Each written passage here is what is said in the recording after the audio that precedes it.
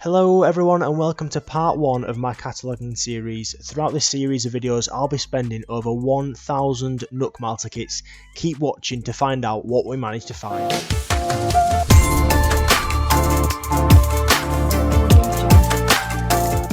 So I've managed to find a host who has all buyable rugs, wallpapers and flooring available in the game for a fee of 100 Nook Malta kits. It might sound like a lot, but they really have put a lot of time and effort into collecting all these items, and that's what you're paying for.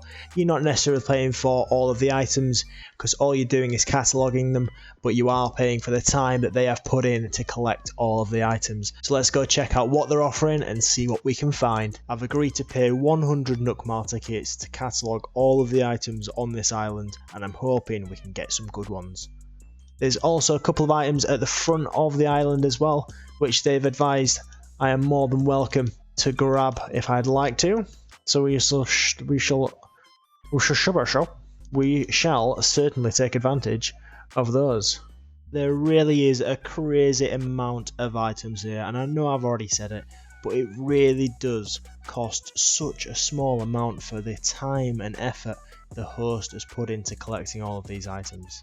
So what I'm doing here is I am grabbing every single thing I can possibly pick up, and that way it will add to my catalogue. From there I can access it from the ATM, go to the Nook shopping section, or if I go into my phone and head to the Nook shopping section application, I can then order these items from there. The only things I can't order are any of Sahara's items, so any item like the walls or the flooring or any of the animated wallpaper and floorings, you can't order those. You can only ever get those directly from Sahara. Now one thing you're going to notice is I'm actually going to be picking up some of Sahara's wallpapers and floorings. Now you might think, why? Because when you pick them up you can't even buy them from the Nook shopping. However, there is one major thing that you can do with any item that is not available on the shopping centre, and I will show you that in my next video, so make sure you check that one out. One quick tip I want to give you guys is if you're in a situation where you've got all of these items that you're picking up, it can get very easy to lose track of what you've picked up, what you haven't picked up, what you haven't dropped, all those kind of things. So it's always good to find a nice easy route that you're going around, starting from the left, finish on the right, and what I'll tend to do is leave a gap between them.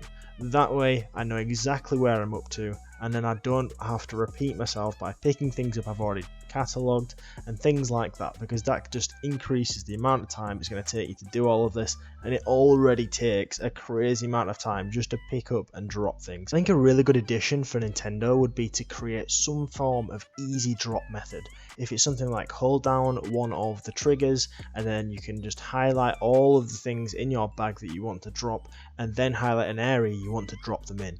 That would just save so much time in these cataloguing sections. When I start to show you some of the other videos where I'm cataloguing all the furniture and things like that, you will see it will take a heck of a lot of time. It took me over 2 hours to catalogue all items, and something as easy and simple as this really could help to reduce all of that time. Now 100 Nook Malta kits, it is quite a lot. Like if you're actually saving up the normal way using the ATMs and you're saving up your Nook miles to purchase your Nook Malta kits, 100 is a lot. I've never had 100,000 Nook Malta kits, and that's not even going to get me 50 because they cost 2,000 each.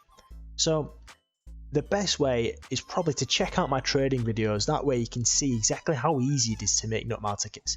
I've got over 2,000 now, and 100 really isn't all that much. I can make that in a day, and you guys can make that in a day.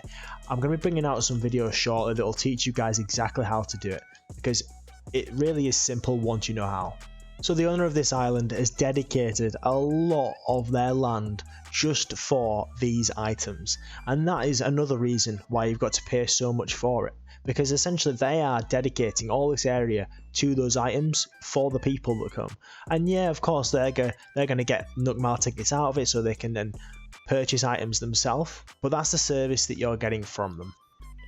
So I got to this section and I seem to be struggling picking one item up.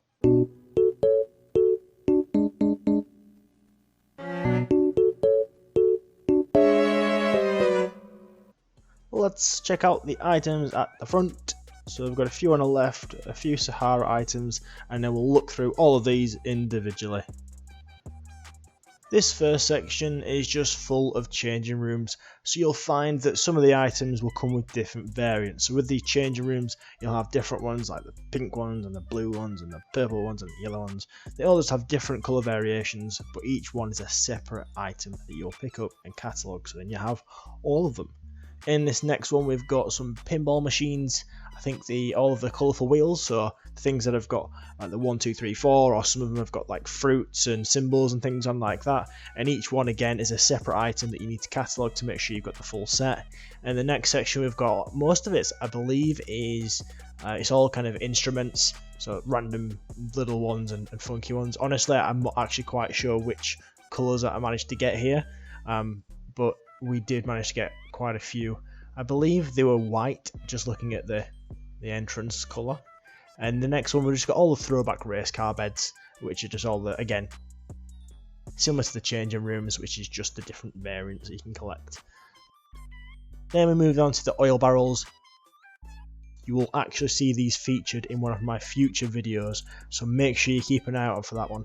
And if you do find it, and make sure you comment and let me know that you've managed to find it. And then we've got some of Sahara's items. So we've got some of the flooring and some of the wallpaper. I couldn't find this when I was walking around. Thankfully the host had a stash of them and kindly let me have a few to catalogue. And our final little section is just a cat tower frenzy. It's just full of all the cat tower variants with all the little funky ones in there. And then on this left hand side we've got some random things like amps, some aluminium briefcases, we've got pretty much everything. You can see them all. I've gone through this. So you've got a tape recorder, what else do we have? Rattan stool, amp again, they'll just be the variants, the cordless phone, Newton's cradle. What else do we have? A vintage TV tray. I think that's just like it's like a little tray that you put like your food on whilst you're eating food. That didn't make sense. Whilst you're watching TV, eating food. That made more sense. That brings today's video to a close, but make sure you turn on notifications so you don't miss the next part in the series, because I've got plenty more to show you. If you liked the video, please leave me with a like and comment down below, because they really do help me out. And make sure you check out my next video to find out why I've been trying to catalogue all these items. But for now, thank you for watching and I'll see you all next time.